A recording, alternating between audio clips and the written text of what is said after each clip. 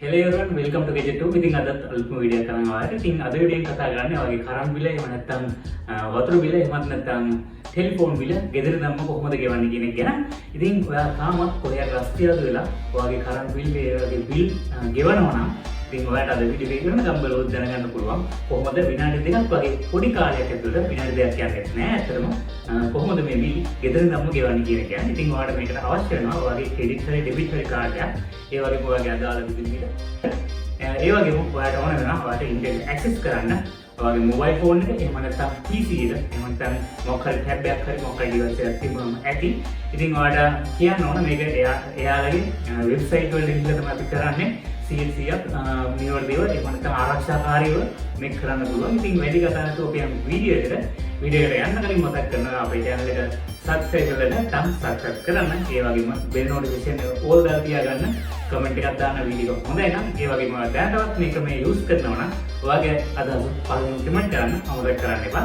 ඉතින් යම් වීඩියෝ එකට මුලින්ම කරන්න ඕනේ ඔයාගේ වෙබ් බ්‍රවුසර් එක ඕපන් කරගෙන ඒකේ CEB online payment කියලා pay කියලා type කරත් ඇති. type කරලා search එකක් දෙන්න. search එකක් දුන්නාට පස්සේ මේ විදිහට එනවා result එක. මේකෙන් CEB website එකට යන්නේ. ඉතින් මෙතන type කරන්න තියෙන ඔයාගේ account number එක number එක type කරලා proceed කරන්න තියෙන්නේ. ඉතින් මෙතන details ටික තියෙනවා. ඒකත් ඔයා කියවලා බලන්න.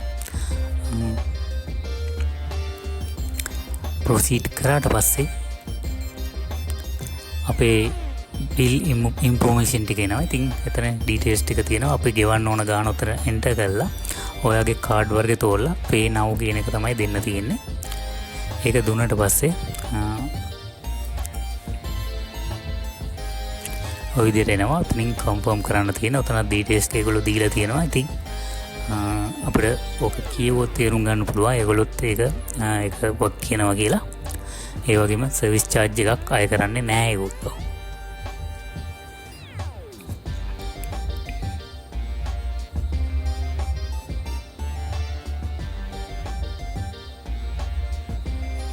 අපි මෙතනින් confirm කරමු. ඊළඟට අපේ card details ටික දෙන්න තියෙන. මෙතන ඔයාගේ card වර්ග තෝරන්න. ඊළඟට ඔයාගේ card එකේ මුල් පැත්තේ තියෙන ඉලක්කම් 16 අංක දෙන්න ඕන. ඊළඟට මාසයයි අවුරුද්දයි දෙන්න ඕන expire වෙන card එක. ඊළඟට යටින් කොටුවේ දාන්න තියෙන්නේ card එකේ පිටිපස්සේ තියෙන CVV අංකය ඉලක්කම් 3කින් යුත්. ඒක දීලා pay කරගන්න පුළුවන් අපිට පහසුවෙන්ම.